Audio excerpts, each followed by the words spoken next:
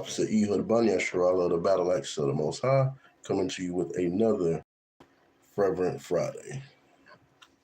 Good to see everybody.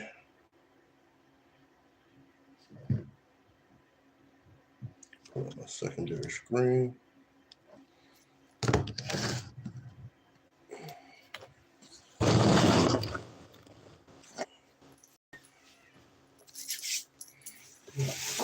Everybody's having a blessed work week. Man, these heathens keep me on the phone complaining about their phone service. Oh well. All right. Shalom, shalom, Brother Joel. Heathens be complaining about stuff that they refuse to read text messages and emails and stuff like that. So you don't read, you ain't gonna succeed. Our slogan, our motto after we break camp, blessed is the man that reads and do. So if you're not reading, what you expect to happen? Shalom, Yapa, Ariba, Tazalaya, my beautiful rib, right? This week's class, once I just put this on my spirit, I was going to do this class on Tuesday, but Captain Jerubbaal was able to, get some time where he could do a class. All praises on that. Did a powerful class. All right. So the name of this class that the Most High has put on my spirit is, do you think that you are the Lord's delight? Shalom, Don Israel. Good to see you, bro. Right? Do you think that you are the Lord's delight? Do you delight the Lord every time he looks down from his throne at you? Do you think you're a delight to him? I will hope that I'm a delight to the Lord. I will hope that my family is a delight. There's things that I don't get a chance to see or things that I don't get a chance to observe when it comes to my family, right? Shalom, shalom. So I'm going to go ahead and get it started because I got to do this on my lunch break. So go ahead and get this started so that way we can have us a blessed, edifying moment. We're going to start out in the book of Sirach, chapter 1, and verse 27, right? Because I read this verse while I was reading, and it jumped out at me. And I said, you know what? We got to ask ourselves, are we really afraid of the Most High? A lot of people not, right? A lot of them not. The book of Sirach, chapter 1, verse 27. For the fear of the Lord is wisdom, right? We're going to stop right there. The fear of the Lord is wisdom. A lot of people don't use the wisdom that the Lord has given them, right? They don't use that. They don't. They know that the Most High said the wages of sin is death, but are they really afraid to die? Or do they think that the Lord is for a joke because they're still here, right? Let's jump over to Psalms 111 and 10 real quick. Let's get that precept. It says, the fear of the Lord is the beginning of wisdom, right? In this scripture we just read in Sirach says the fear of the Lord is wisdom. But it's letting you know that the beginning of the wisdom that we actually have, we want to be wise. We want to be all-knowing, right? The beginning of that is the fear of the Lord. A lot of people don't fear the Lord. They have no fear whatsoever towards what the Most High is going to do to them because they still feel like they're walking around, right?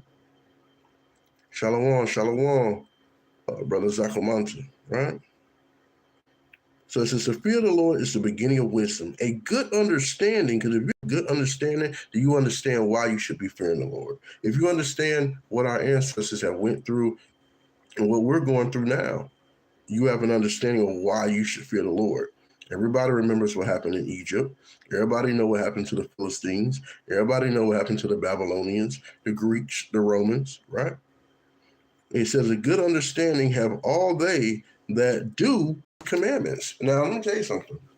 Christian churches say, you ain't got to keep the commandments. Nah, Christ did away with that. But the scripture right here is saying a good understanding have all they that do his commandments, right? His praise endureth forever. So doing his commandments is a way of showing the Most High that you fear him, that you have an understanding, that, hey, we promise we'll do this, and you promise to keep us safe, Lord, right? But wouldn't you want the praise to endure forever? Could you imagine being in the line for heaven, and before you went in your gate, you try to go in and a little sound went off and said, hey, this brother or this sister don't have enough praise points to the Most High. We see that the Most High has sent you back several times. And you're just, based on average, you don't have enough praise points to get in. You want his praise to endure forever. You woke up this morning without a problem. You had a way to provide for your family. You had a way of transportation. You wasn't medically declining, right? You weren't in pain. You didn't have to, go into a situation of mourning. A lot of these things are something to be thankful and they're praiseworthy of the Most High, right? And there's a lot of people who are dealing with these situations. Not all of them, but maybe one out of the ones that I mentioned, right? You may wake up, you got a toothache. You may wake up, you may have a headache. You may wake up, your car won't start. You may wake up, there's a flat tire, right? So these are things you want to have a good understanding of, right? That's what you want to have a good understanding. So that's the beginning of the wisdom. Let's go back to Sirach 1 and 27, because what we're doing is we're going to break this one verse down before we go to the next one, right? So it says the fear in Sirach 1 and 27, it says the fear of the Lord is wisdom. And as we just read, the fear of the Lord is the beginning of wisdom, right? Having a good understanding, right? So if you think that you're smart or you believe that you're wise, right?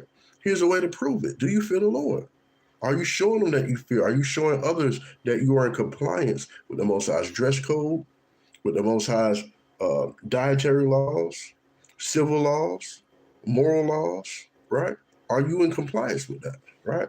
Or are you just faking the funk, right? Because it says a good understanding or have all they that do his commandments. That's the understanding that you have to have. These commandments are forever, right? But again, back to Sirach 1 and 27, and it reads, an instruction and faith, right? Go to Wisdom of Solomon. Let's get that instruction. Let's look at what the instruction is. So hold your precept here, because we coming back to 1 and 27. We're just jumping over to Wisdom of Solomon, chapter 6, verse 25. We're going to look at the instruction, right? And it reads, it says, receive. Matter of fact, I'm going to go to 24 and then read down 25 for clarity. But and this is Solomon, Wisdom of Solomon in the Apocrypha, chapter 6, verse 24 and 25. But the multitude of the wise is the welfare of the world, and a wise king is the upholding of his people. Because like it says, you got a lying king, your servants are going to be liars, right? Verse 25 is the point. Receive therefore instruction through my words, and it shall do you good. So when we think on what we just read in Psalms 111 and 10, a good understanding have all they that do his commandments, his praise endure forever. This is what it's talking about right here. Do my words, and it shall do you good, because you have an understanding. The fear of the Lord, you're reading, you're applying the scriptures. You're allowing the Most High to dwell in you and to do what is needed for your nation, right? All right, let's go back. Right? So let's keep going. So we got instruction, right?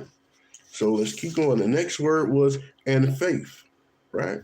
Let's get faith while we're there. Go to Romans 1 and let's see here. 1 and 17. We'll go to Romans 1 and 17. We'll stick with an easy precept. The book of Romans, chapter 1, verse 17. For therein is the righteousness of God revealed from faith to faith, as it is written, the just shall live by faith, right? If you're doing thus say the Lord, you have a good understanding. If you have a good understanding, you're keeping the commandments. If you're keeping the commandments, you're fearing the Lord. And right here, it's saying the righteousness of God is revealed from faith to faith, as it is written. Where is it written? Let's go get it. Go to Habakkuk. Go over to Habakkuk chapter 2. All right. Habakkuk chapter 2. And we're going to go straight to the point. We're going to get verse 4, right? That explains where this is written, right? That the just shall live by faith, right? So the prophet Habakkuk, chapter 2, verse 4, and it reads, behold, his soul, which is lifted up, is not upright in him, but the just shall live by his faith, right? And you jump up to verse 2, the Most High was basically responding to Habakkuk because Habakkuk reached out to the Lord and said, hey, I got some answers. I need some answers, right? And the Lord said in verse 2, right? We jump up to verse 2, and the Lord answered me and said, write the vision and make it plain upon tables, that he may run that readeth it, right? And then when you get down to verse 4, it says, behold, his soul, which is lifted up, is not upright in him, but the just shall live by faith, right? So these are the things right here. This is where you're getting faith from. This is where it was spoken of, right? As it is written. This is what's as it was written in Habakkuk 2 and 4. You can precept that, right? Let's go back to Sirach. Back to Sirach 1 and 27. So we got the fear of the Lord is wisdom and instruction. We got faith, right? We got where it was written. Now we're on, and it says, and meekness, right? Let's get that meekness. Let's go over to Colossians 3 and 12. Let's get that meekness, right? Because you got to have meekness. You can't, what do you think you're just going to be angry? You're going to be a hard-nosed brother? Oh, man, don't say nothing to me. You don't have meekness for your family. Whatever you do to your brothers and sisters in this walk, you're doing it to Christ first. You got to know that, right? Go to Colossians 3 and 12, right? Because you got to have meekness. We all got to work on this, right? Including myself. Because no one's admit like, oh, I got all the fruits of the Spirit. I got all this. I got all that. That's when you're full of pride, right? The book of Colossians, chapter 3, verse 12. Put on therefore the elect, or put on therefore as the elect of God, holy and beloved, bowels of mercy, right? Kindness, humbleness of mind, meekness, and long suffering, right? Forbearing one another and forgiving one another. If any man have a quarrel against any, even as Christ forgave you, so also do ye. We got to have that. Are we the Lord's delight? Are you the Lord's delight? Are you operating in that manner? Can you honestly say, I'm operating in that manner, right? That's a good question, right? Back to Sirach 1 and 27. And it says, and meekness are his delight, right? He's showing right there the mercies, the kindness, the humbleness of mind, meekness, long suffering, forbearing one another, forgiving one another. These are the delights of the Lord, right? I got one more, another precept for delight, right? That the Most High gave me. All praises. Call halal Yahweh, right? Mercy endure forever. You would think that it don't take mercy of the Most High to come up with a class to do His will. It takes nothing but the mercy. Because when you try to do it yourself, your brain is going to be like a car that won't start when it's cold. You'll be trying to crank up something, and guess what? Ain't nothing popping out. I've had that happen before, where I had to get into prayer mode and ask the Most High to reveal something He wants me to reveal, right? And that made things a little bit more suitable, right? So let's get this precept for that delight. Jeremiah 9 and 24, right? And we got to trust that the Lord will bring justice. We have to know that, right? Let's see what the scripture says. The book of Jeremiah, chapter 9, verse 24. But let him that glory in this, that understandeth and knoweth me, that I am the Lord, which exercise loving kindness, judgment, and righteousness in the earth, right? So we see that loving kindness, right? We see that righteousness in the earth, right? For in these things I delight, saith the Lord. So as you just read in Colossians 3 and 12, right? Beloved, bowels of mercy, kindness, humbleness of mind, meekness, long-suffering. These are the things that the Most High delights in. That's why I named the class, by the grace of the Most High, Are You the Lord's Delight, right? 420 elders, hey, don't start. That suck kings is so contentious when you say that. Do you believe that the Negroes, Indigenous, Latinos, and Native Americans are the kings of the earth? Do you actually believe that? Or are you just saying suck kings to be contentious?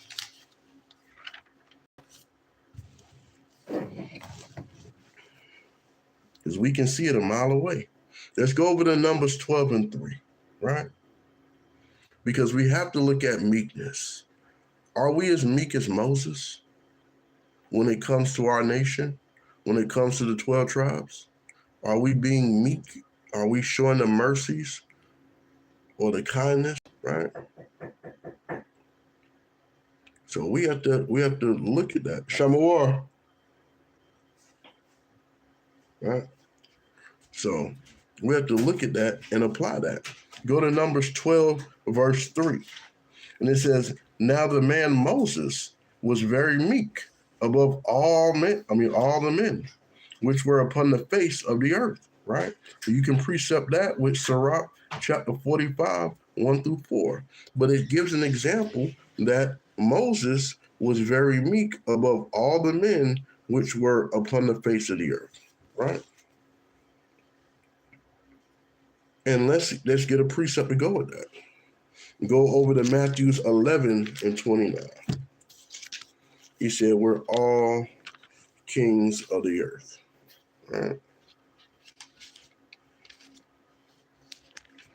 But I asked the question in regards to us. See how you put we are all? I asked you a simple question. This is why I say at the end of the day, Esau, y'all do too much, man. I said, do you believe, and it's a yes or no question, that the Negroes, Indigenous, Latinos, and Native Americans are kings of the earth? We are the children of Israel. Do you believe that? Yes or no? Right. The book of Matthew, chapter 11, verse 29. Let's look at another observation of meekness, right?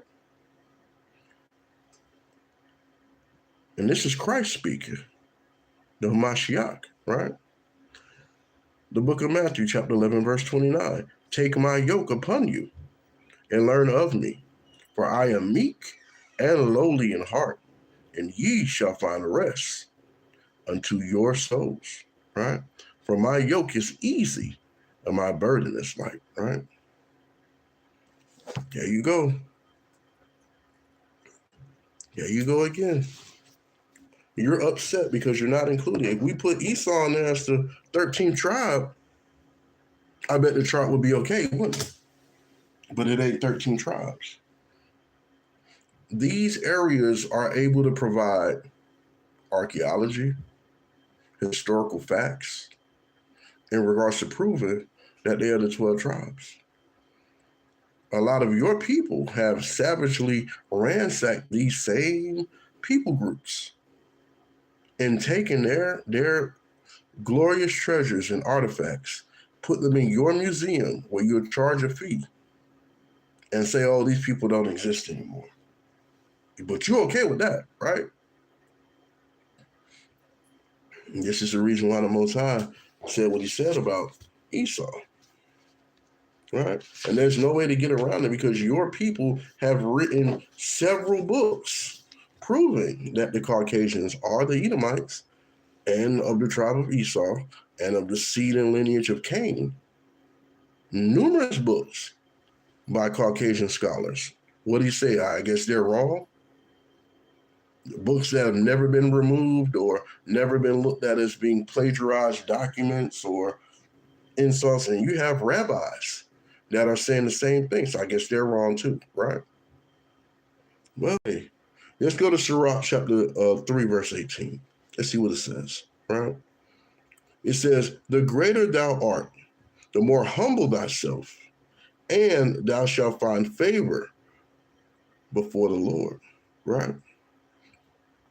We have to look at if we're not humbling ourselves to our people, right? When that situation with ICE was going on, and they had a lot of AI out there with people, here we go, right? We had a lot of AI videos out there creating discord between the so-called Negroes and the indigenous Latinos. Why? Because Esau knows as long as he keeps us separated, he's safe, or he feels safe, right? He feels that way. But you can't stop the will of what the Most High has done. You've already been marked by your own people. You've been marked by the Most High. He's marked you by removing the melanation from your nation. Removing the melanation from y'all like the color of white cheddar popcorn almost. Shalom, Abraham, right? But guess what? It's not about color. It's about a people group. It's about a people group. It's not about skin color, right? Well, I'm going to be blessed as long as I keep these commandments, right? You got to get ready for your opportunity to serve in the kingdom of the Most High. You got to get ready for that. That's if the Most High gives you that opportunity, right? That's if you get that opportunity. But we have to humble ourselves. This is where the meekness comes in, because we're not being meek with one another as a nation, right? Oh, look, ICE came and rounded them up. That's what they get. Oh, you guys are ghetto. You live in the worst neighborhood. That's not the way that indigenous Latinos and Negroes should be treating one another. It's not, right? It's not. And I know that's for entertainment, that Esau loves to see us at each other's neck, right? And go over to 1 Peter. Baba Kusha. Go over to 1 Peter chapter 5, and we're going to get verse 6. Because if we humble ourselves, it says, greater art thou, right? In that Sirach 3. The greater thou art, the more humble thyself, and thou shalt find favor before the Lord. Who doesn't want to find favor before the Lord, man? A lot of people don't feel like they need to humble themselves. They feel like I'm doing what I need to do. You can't tell me what to do. Okay, that's fine. But then you have to take what the Most High gives you, right? The book of 1 Peter chapter 5, verse 6. And it says, humble yourselves, therefore, under the mighty hand of God, that he may exalt you in due time, right? Casting all your care upon him, for he cared for you. Don't you want to cast your cares of the world upon the Most High? Because guess what? At the end of the day, he's the one that put whatever affliction you're going through on you and can remove it. A lot of people need to take that into consideration, right? No. You need to get ready for the opportunity to serve as handmaids. Shalom, Princess Netta. Good to see you. Good to see you, Princess Netta, right? And like I'm saying, 420, you need to get ready for servitude, right? Servitude. Beast, Esau, y'all people are beastly. Y'all like to eat bloody meat. He can't be your footstool because you are an Edomite.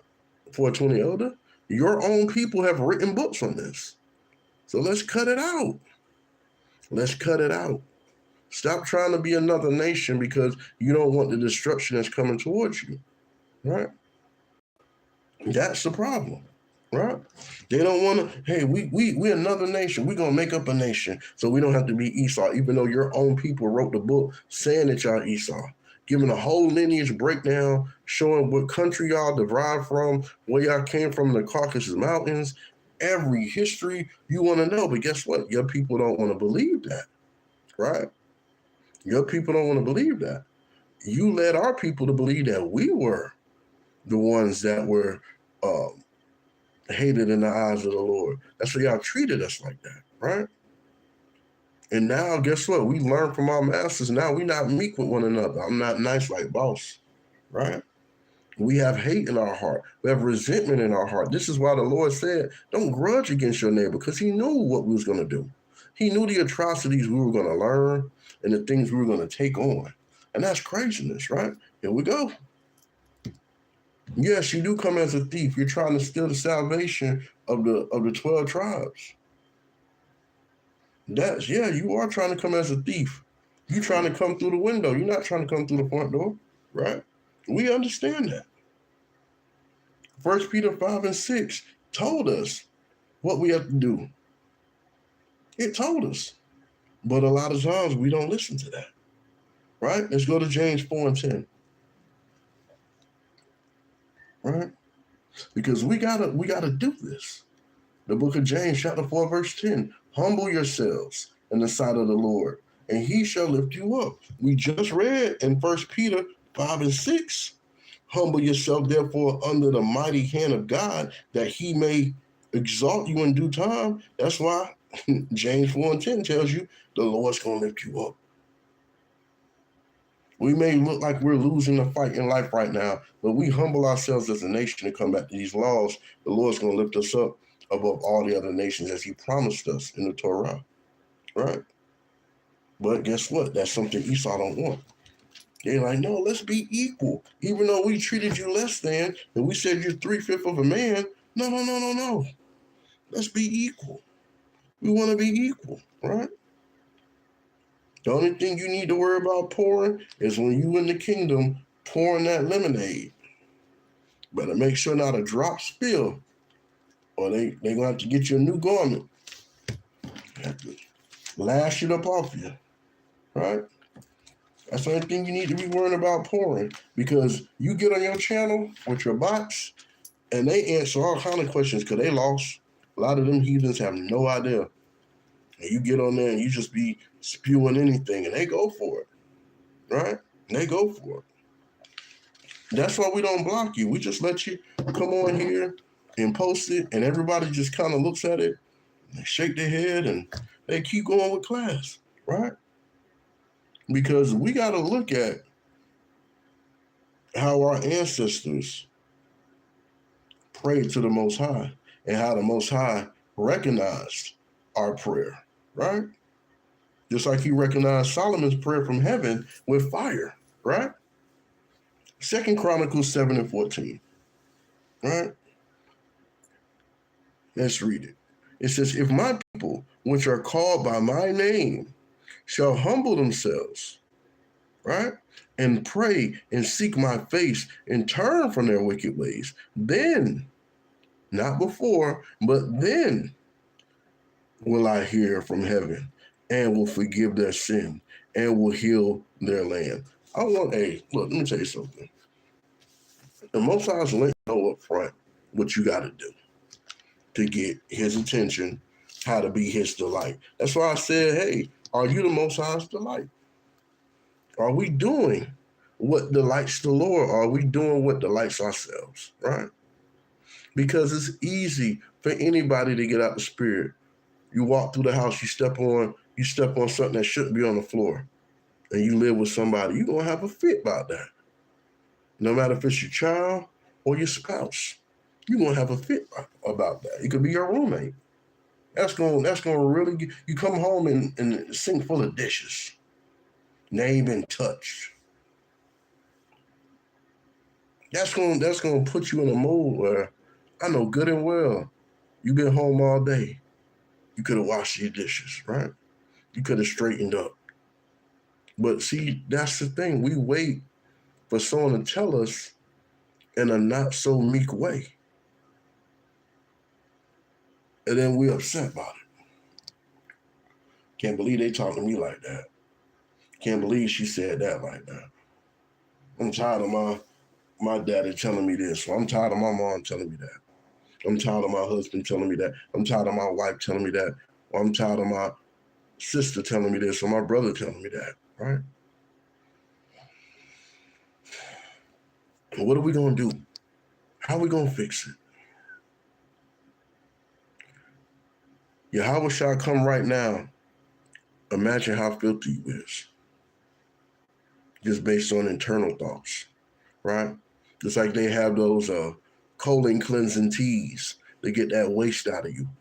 You got to get that extra stuff out of you that's not delightful to the Lord, right?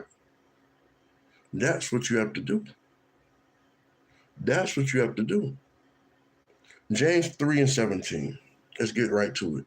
It says, but the wisdom that is from above is first pure, then peaceable, right? Then gentle and easy to be entreated, full of mercy and good fruits, without partiality and without hypocrisy. And the fruit of righteousness is sown in peace of them that make peace. How can the fruit of righteousness be sown in the nation of Edom? They don't make peace. Every time you turn on the TV, they're looking to make war, right? You getting on here breaking down scriptures horribly. It's horrible. 420 elders. I don't even think you believe what you're going into. You just posting whatever. And hey, before I used to be like, you know what, I'm gonna block them. No, sometimes you just gotta let them just write whatever's on their heart. That's what a lot of them are doing. Me, I look at things that's important because you know a man's work by their fruit, like we went over last night, right? Go to Galatians 5:22. Because we got to know how we please the Lord, how we're a delight to the Lord, right? You ever look at a fruit tree like, dang, the mangoes look good on that tree. Dang, that's a nice apple tree. Them apples look real good. Boy, them oranges, you can smell the citrus. That fruit just calling you, right? We got to let the fruit of our spirit call the Lord and be a delight to him. Because say, look at my child, man. All praises, right? Hey, Yahweh, come over here. Look at this. Look at how he's handling that situation with his sister. Look how she's handling that with her sister or her brother, right? He did know that you are Esau, right? And I'm of the seed of Jacob. So, I mean, he's opened my eyes, all praises, because if it was left up to the Edomites, I would never know who I was. None of my people would. We'd be out here in sin, you know what I'm saying? Defiling our temples, right? And King Charles said his cancer treatment getting scaled back. May the Most High go ahead and just blow out that candle. We don't need him anyway, right? The book of Galatians, chapter 5:22, it says, but the fruit of the Spirit is love. We need to love our people, right? Love one another that are the children of Israel, right? We can end all this nation on nation crime in between the northern kingdom and the southern kingdom, right? It says joy. Got to be happy. You got to root for one another, right? You got to root for people, man. You got to, hey, you ain't been doing, oh, you ain't been sinning, oh, you rebuke, okay. You repented of that? Okay, all praises. Got to have joy for them, man, right? Peace. You want to have peace. You don't want to see your brothers and sisters bickering. I know I hate that, right? Long suffering. Got to be able to deal with a lot of the stuff that our people have to deal with. Everybody, hey, you catch a cold, right? And you live in a house with somebody, you got to deal with that. If it's your child, if it's your spouse, if it's your roommate, your brother or sister, you got to deal with that if y'all under the same roof, right? So you got to have that long suffering. Oh, man, they use a politician. But you just in there coughing all night long. I can't even get no sleep. You know what I'm saying? This is where you need that long suffering, gentleness, right? Got to be gentle with one another. Goodness, faith, meekness, temperance. Against such there is no law. Those fruits of the Spirit, ain't no law against that, because you're doing, thus say the Lord, you're being a delight to the Lord, as you should be. Go to 1 Timothy chapter 1. Right? Right? 1 Timothy chapter 1, verse 9. Because it lets you know what the law is for and who it's for. It says, knowing this, right? We're on verse 9. Knowing this, that the law is not made for the righteous man, but for the lawless and disobedient, for the ungodly, and for sinners, for unholy and profane, for murderers of fathers and mothers, and murderers of mothers, for manslayers, for whoremongers, for them that defile themselves with mankind, for men stealers, for liars, for perjured persons, and if there be any other thing that is contrary to sound doctrine. We know what doctrine is. Proverbs 4 and 2, right? It says, according to the glorious gospel of the blessed God, which was committed to my trust, right? Timothy was real to the point of what he was stating in that. And I pray a lot of you can receive that, right? As a matter of fact, I'm going to get my last one. We're going to get us a law. Titus 2 and 1. I pray all of y'all having a blessed day, right? Because we're talking about that doctrine, right? Titus 2 and 1. It says, but speak thou the things which become sound doctrine, right? Jump down to 7. It says, in all things, showing ourselves a pattern of good works. This is how you delight to the Lord. In doctrine, shewing uncorruptness, gravity, sincerely, sound speech that cannot be condemned, that he that is of the contrary part may be ashamed, having no evil thing to say of you. These are the things that we should be wanting to do. This is how we don't hold any grudges in our heart, right? This is how we keep the Lord delighted in our actions. This is how we become a delight and stay a delight of the Lord, right? Here at the Battle Axes of the Most High, we say keep the commandments and live, right? We'll get us a commandment. All right. And this is fitting in regards to being delights to the Lord, right?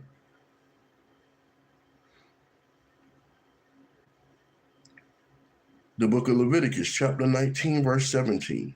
Thou shalt not hate thy brother in thy heart. Thou shalt in any wise rebuke thy neighbor, and thou shalt not suffer sin upon him. Thou shalt not avenge nor bear any grudge against the children of thy people, but thou shalt love thy neighbor as thyself. I am the Lord. The reason why I picked that one a lot is because our nation needs to have that drilled and seared into their mind. Because a lot of our people, a lot of the congregations, a lot of people who are walking, saying they're Israelites, not keeping the laws, not keeping the feast days, not doing thus say the Lord. They're not a delight to the Lord based on what his scripture says. They can think whatever in their heart or in their mind, but not what the scripture says. I'm going off of that. We have to stop hating one another. We have to stop not liking one another.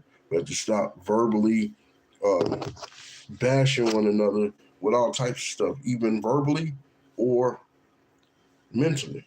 Gotta stop doing that, man.